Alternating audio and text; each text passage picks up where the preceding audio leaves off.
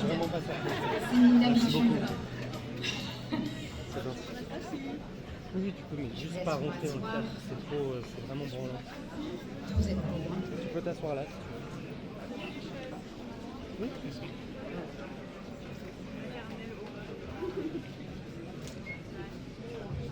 Je voulais juste rappeler, commencer ce discours peut-être.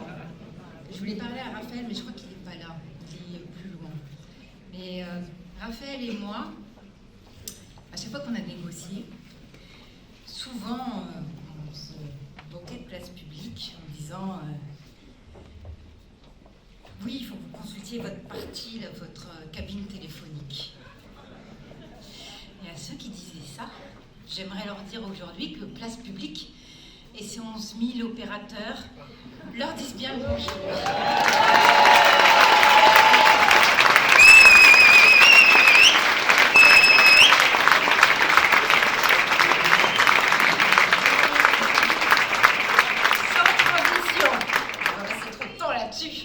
Sans transition, on a passé un congrès incroyable, avec plein d'énergie, plein de sourires, plein de gravité aussi. Et j'ai eu quelques demandes pour ce discours, ce qui m'aidait, j'avoue, parce que je suis dans un rôle très institutionnel en ce moment, plein de protocoles et plus trop en mode discours de campagne. Il va falloir qu'on soit en campagne permanente, comme ça a été dit. Et donc j'ai eu plusieurs demandes auxquelles je vais essayer de répondre au fur et à mesure, et j'espère que vous reconnaîtrez. La première demande qui m'a été faite était d'être dans la lumière. Celle-ci a été simple à faire. Voilà, donc celle-ci, elle est remplie. Promesse remplie. Et il a été beaucoup question d'extrême droite pendant ces 2 jours, à juste titre. J'ai récemment vu Jordan Bardella à la télé, pas au Parlement européen, évidemment. N'est pas là. Et je vous avais dit pendant la campagne des européennes que Bardella, c'était piscine, cantine, Poutine, et qu'il ne risquait pas trop la tendinite cérébrale. Donc j'ai écouté pour voir si ça avait changé ou pas, parce qu'il faut penser contre soi, en bon démocrate que nous sommes. Et donc un journaliste lui demandait, mais alors qu'est-ce que vous faites face au droit de douane de 200% de Donald Trump? Et donc Bardella répondait, je crois qu'il faut en finir avec la naïveté. Donc, le journaliste dit, oui, mais encore. Je crois qu'il faut vraiment abandonner cette naïveté. Donc je pense que du côté du bureau ovale, ça a tremblé au moment où il a pu dire ça. Légèrement de panique à Washington. Alors le journaliste a insisté en disant, mais alors un peu concrètement, parce que je doute que le monsieur à Washington, un peu orange, il fasse quelque chose. Et là, Bardella a dit, alors on va faire de la simplification et de la croissance économique. Le journaliste lui a dit, panique.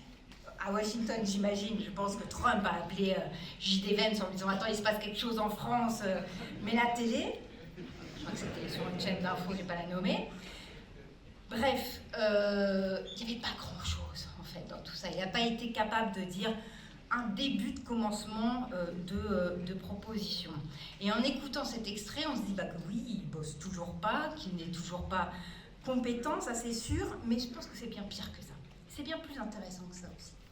Ça montre en fait l'extrême droite, elle est prise au piège de ces contradictions. Et on le sait fondamentalement ce qu'ils sont. Et on sait qu'il n'y a pas besoin que les masques tombent. Mais là, ça commence à se voir, ça commence à se fissurer. Pourquoi ? Parce qu'en fait, on a des gens qui ont censé matin, midi et soir Donald Trump, Musk. Je vous rappelle qu'au Parlement européen, ils voulaient quand même donner à Musk le prix Sakharov. Hein, et que, en fait, ces gens-là veulent juste détruire notre agriculture, veulent juste détruire notre viticulture, veulent juste détruire notre industrie. Et que Donald Trump a même dit, je cite, « L'Union européenne m'emmerde ». Je pense que là-dessus, on est d'accord. J'attendais que vous le disiez, je ne pouvais pas, je suis présidente de commission, il faut que je fasse attention. On est d'accord. Voilà. Et j'avoue quand même mon écœurement quand je vois toute cette extrême droite qui, le lundi, va à Washington applaudir Trump, applaudir Musk, alors qu'ils savent très bien quel est son projet politique fondamentalement, c'est la destruction de notre économie. Et le mardi, ils ont ce culot que seuls les traîtres peuvent avoir, pardon d'utiliser tel terme, mais ils vont faire des câlins, de la câlinothérapie au salon de l'agriculture, en disant aux éleveurs, en disant aux agriculteurs, mais bien sûr, la cœur sur la main, on est avec vous, c'est pas comme ces bobos parisiens qui par ailleurs, bobos parisiens, passent matin, midi et soir leur nuit pour trouver des solutions à la crise actuelle. Cela nous rappelle que l'extrême droite, et ça faut qu'on l'ait toujours en tête, n'est évidemment jamais du bon côté de l'histoire, mais toujours, surtout, du côté de notre ennemi extérieur. Et à nous, nous, ça ne sera jamais le cas, en fait. Voilà. Et j'aimerais vous rappeler que nous sommes forts. J'aimerais vous rappeler que nous sommes forts. L'extrême droite, d'ailleurs, n'est jamais capable de dire quelque chose de positif ni sur notre pays, ni sur les Français, ni sur les Européens, jamais. Ils sont toujours dans une espèce de truc très critique à nous rappeler, comme de bons capitulaires, que nous sommes faibles. L'Europe, elle est forte. Ce qu'il faut qu'on ait en tête aujourd'hui, alors je vais répondre à des questions qui m'ont été posées, donc c'est peut-être le moment un peu creux et un peu techno de mon discours, et j'espère que vous n'allez pas vous endormir. Trump est en train de détruire les 3 piliers américains, qui sont que c'était pas une démocratie parfaite, mais c'était quand même la démocratie en dernier ressort. Oui, on avait tort de dépendre pour notre sécurité des États-Unis, mais c'était quand même la sécurité en dernier ressort. Et il y avait aussi autre chose qui était en dernier ressort, ça s'appelle l'économie et ça s'appelle le dollar. Et ça, Trump est aussi aujourd'hui en train de le torpiller, et j'insiste sur ce point, l'économie, c'est vraiment son point faible. Il crée une instabilité, en fait, permanente. Et je sais que nous, on a une espèce d'un complexe d'infériorité vis-à-vis des Américains, on se dit qu'ils sont très forts, etc. Qu'on arrête avec ça. On est fort. Et en ce moment, en fait, à chaque fois qu'il ouvre la bouche, les marchés financiers sont en train de dévisser. Pourquoi ? Parce que l'économie et les entrepreneurs, il y a quelque chose qu'ils n'aiment pas, c'est l'instabilité. Or, on ne peut pas dire que dans le bureau ovale, ça respire tout à fait la stabilité. Ensuite, il est en train de mettre à mal le dollar. Et là, je voudrais juste vous parler en tant que présidente de commission des affaires économiques et monétaires, et insister sur le mot de monétaire. En fait, on est sous attaque. C'est terrible à dire, mais je n'aurais jamais pensé ça d'ailleurs venant des États-Unis à ce point-là, mais on est sous guerre monétaire. Et vous savez que j'ai longtemps mené un combat contre les cryptos. On s'est dit, oh, c'est un truc techno, tout le monde s'en fout, etc. Je voudrais juste vous dire qu'aujourd'hui, l'administration américaine essaye aussi d'attaquer l'Union européenne, essaye d'attaquer l'euro à travers tout ce type de monnaie. Et qu'en fait, on est réellement en guerre économique, et que dans les moments de guerre économique et dans les moments de guerre monétaire, il y a toujours des vendus. Et que pour que quelques cryptos de plus, je pense que certains devraient aujourd'hui réfléchir. Et donc, je vais répondre à la question maintenant à laquelle Jordan Bardella n'a pas été capable de répondre. Je l'ai fait pour Bruno Le Maire pendant toute la campagne des Européennes pour régler son problème de dette et de déficit. Il ne m'a pas écouté. Je ne demande pas à ce que Bardella m'écoute, mais je vais répondre à sa place. Qu'est-ce qu'on fait face aux États-Unis pour être fort? Mais déjà, en fait, on se regarde. On sait que l'Union européenne, on est fort. On est la première puissance économique mondiale. Bonsoir. Deuxièmement, on garde notre stabilité en termes de normes, en termes de règles. Je sais qu'il y a toute une mode où on se dit qu'il faut qu'on déréglemente, etc. parce que de l'autre côté, ils vont enlever toutes leurs règles. Mais non, en fait, quand on est une puissance, on doit faire face à une puissance qui est aussi agressive que les États-Unis. Bon sang de bonsoir, en fait, ce qui nous protège, ce sont nos règles, ce sont nos normes, c'est notre loi. Les États-Unis aujourd'hui, c'est par ouest. L'Europe ne peut pas être par ouest. Ensuite, le deuxième point, en fait, on fait de la planification industrielle. Il faut qu'on réindustrialise absolument notre continent, c'est essentiel, et on a tout pour pouvoir le faire au niveau européen. Ensuite, on fait de l'intelligence économique. Je suis désolée, mais il va falloir être cynique et il va falloir être stratège. Il y a plein d'Européens, il y a plein de Français qui sont partis aux États-Unis parce qu'ils n'avaient pas la capacité ici de se développer. Eh bien, bon sang de bonsoir, on va les chercher. En fait, on va les chercher, on les donne les moyens de produire ici. On fait des alliances avec les autres pays, et puis on est solidaires les uns les autres. Donc, vous allez me dire après, ouais, mais comment on fait l'Europe de l'indéfense, comment on fait la réindustrialisation, etc. Tout ça, ça coûte un bras. C'est pas faux. Il y a quelque chose qu'on peut utiliser, ça s'appelle la fiscalité. Et après, je ne vais pas vous embêter avec des trucs techno européens, il y a plein de mécanismes qu'on peut utiliser au niveau européen. il y a juste des blocages politiques. Mais en fait, l'argent, on l'a. Et il faudra qu'on soit en capacité de trouver cette solution européenne parce que on va pas pouvoir en fait s'endetter indéfiniment au niveau national. Je vais vous dire là aussi, en tant que présidente de commission, moi je ne peux pas appeler Lombard, notre ministre, le lundi en lui disant oui, coucou, et en fait il faudrait que tu viennes en commission parce que tu es en procédure de déficit excessif. Je ne lui parle pas comme ça, mais en fait c'est ça un peu ça l'idée. Le mardi lui dire ah ben en fait laisse tomber, Ursula von der Leyen a dit on s'en fout pour les histoires de défense, tu peux t'endetter comme tu veux. Et puis le mercredi, au moment où on remettra en place le pacte de stabilité et de croissance, lui dire alors Eric, en fait, si tu vas venir, je ne vais même pas entendre ton histoire de tu t'es endetté pour la défense, etc. Je m'en fous. Il nous faut une solution au niveau européen. Il y a des pays qui ne pourront pas s'endetter. Donc l'Union européenne, en fait, ça va. On est fort. On est fort si on reste unis. Et toute la stratégie des Américains et des Russes, puisque c'est la même, va être de tenter de nous désunir. En France aussi, on est fort. En France, on s'est donné fort. On est un petit pays, on est la 5e puissance économique mondiale. Bonsoir. On est fort. On a des infrastructures, des services publics, des gens de talent. On peut parfaitement faire ce qu'on veut. On a un État qui est fort, là aussi. Donc le seul truc, en revanche, c'est qu'on n'écoute pas ce qu'on nous dit sur les questions d'économie de guerre. Et là, j'insiste vraiment, et c'est ce que je disais ce matin.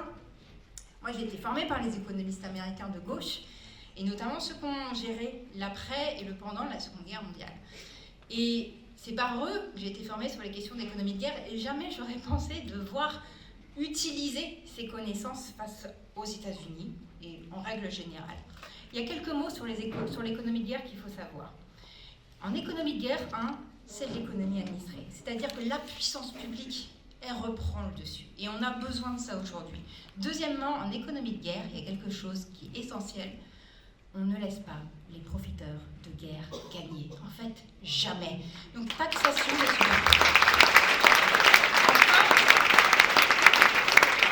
on transforme des siens en économie de guerre. Jamais on touche aux questions sociales. Donc tous ceux qui ont leur obsession sur la retraite à 72 ans, 70 ans, 72, 70, etc., ils ont le droit, on est en démocratie, encore, donc ils peuvent exprimer ce qu'ils veulent, mais en fait qu'ils ne viennent pas nous raconter qu'il faut choisir entre la retraite à 70 ans et la sécurité, parce que voilà. Non, c'est pas vrai, c'est entièrement faux, c'est pas comme ça que ça se fait. Et à celles et ceux qui ne veulent pas payer leurs impôts, je pense aux ultra-riches, alors qu'ils ont 150 fois la possibilité de le faire, qu'ils aient juste en tête quelque chose. Aux États-Unis, il y a des gens qui ont voté pour Donald Trump en s'auto-persuadant que non, c'est Margaret Thatcher, c'est pareil, il ne va pas faire vraiment ce qu'il a dit. Et ils se sont retrouvés avec l'allié de Poutine à la Maison-Blanche. Donc à cela, j'aimerais dire que la démocratie, elle a peut-être un coût, mais elle n'a pas de prix. Donc réfléchissez bien.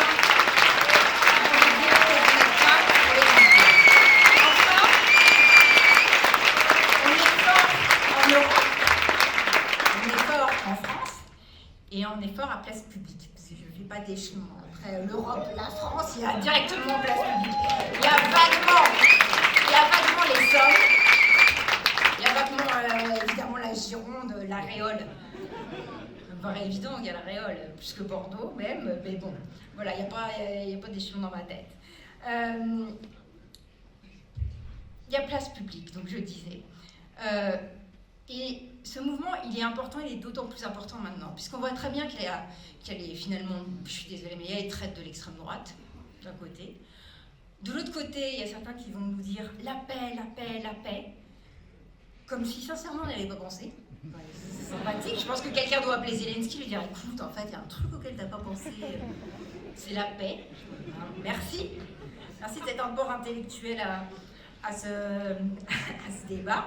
Bon, puis à ces gens-là, on rappellera quand même qu'on se passera de leur analyse géopolitique, étant donné que la veille de l'invasion de l'Ukraine, ils nous expliquaient avec leur mépris, leur morgue habituel, que non, on ne comprenait rien, que jamais la Russie n'allait envahir l'Ukraine. Donc merci beaucoup. Et c'est pour ça qu'aujourd'hui, les démocrates doivent gagner. Et c'est pour ça qu'on doit gagner. Et la bonne nouvelle, je pense que, en fait, on est prêt. On est prêt.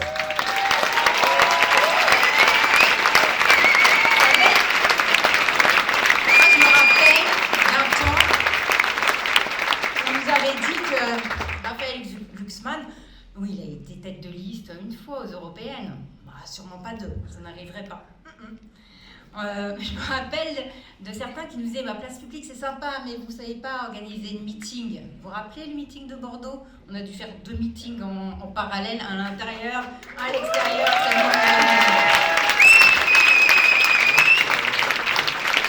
Ensuite, certains nous ont dit non mais vous n'aurez jamais assez d'adhérents. Je pense qu'aujourd'hui on est en train de démontrer le contraire. Jamais en capacité de s'organiser. On a fait la refonte des statuts pour pouvoir s'organiser.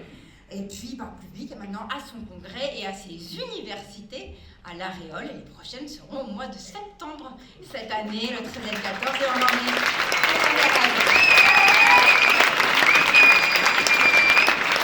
alors, Place publique n'est plus un petit parti. C'est un parti fort de ses 11 000 adhérents. Celui qui ne choisira jamais, pour reprendre la phrase de Romain Gary, le confort de ses meubles, celui qui préférera toujours les petits matins au grand soir, les partis où les gens viennent, et c'est ça qui est intéressant, dans les moments de crise en fait. On a eu une vague d'adhésion et vous êtes venus, pour beaucoup d'entre vous, au moment de la dissolution. Et là on voit que dans ce moment de crise actuel encore, vous revenez. Et vous revenez pourquoi ? Parce qu'en fait, on a un cap clair. Et peut-être que cette phrase, elle a été à juste titre, en partie taquinée, mais en fait, je crois qu'elle est extrêmement importante. On a une ligne claire, on a un cap clair. Et je voudrais saluer aussi tous les gens qui nous rejoignent pour la première fois. J'ai croisé une dame aujourd'hui, elle a 73 ans, et elle m'a dit que c'était la première fois qu'elle adhérait à un mouvement politique. Et des gens comme ça,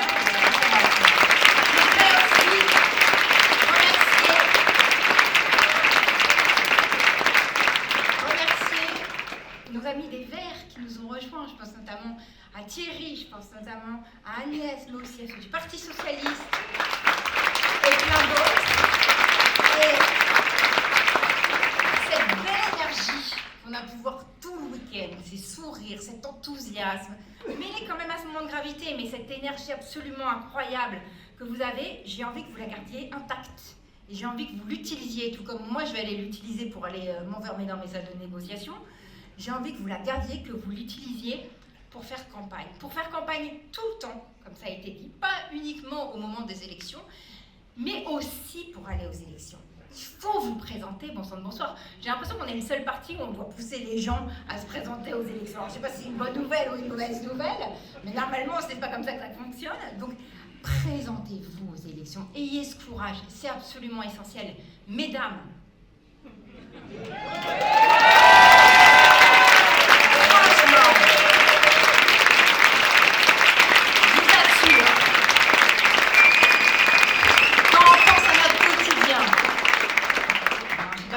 des adolescents qui arrivent à prendre par exemple Parcoursup, enfin je sais pas. Quand je pense à notre quotidien, tout ce qu'on doit faire, non mais franchement, je vous assure, vous pouvez vous présenter à une élection. Hein. Vous allez savoir gérer, mais bien mieux que d'autres personnes, hein, je vous assure. Vous saurez répondre aux questions des journalistes.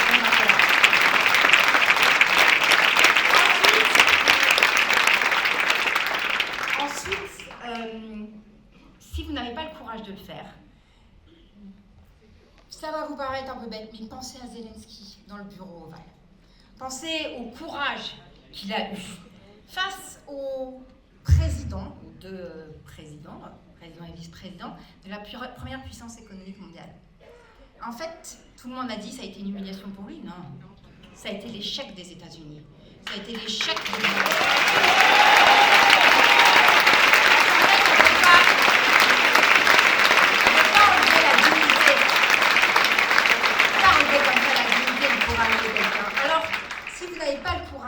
d'aller aux élections, gardez cette image en tête. Dites-vous, franchement, si lui, il a eu ce courage-là, à ce moment-là, de tenir tête, je pense que je peux aller aux élections, en fait. Hein, d'accord? Donc ça, s'il vous plaît, faites-le, c'est essentiel pour faire porter la voix des démocrates, la voix sociale, la voix féministe, la voix écologiste, qui est celle de Donald Trump, parce qu'aujourd'hui, et je vais finir là-dessus avant de faire applaudir toute l'équipe d'organisation de ces 2 jours, aujourd'hui, la politique, c'est plus un luxe, en fait. C'est vraiment une obligation. C'est vraiment un devoir. Et c'est vraiment une nécessité. Alors, je vais reprendre mon fameux lapsus où j'avais dit qu'il fallait se battre. Battez-vous. Et merci à toute l'organisation.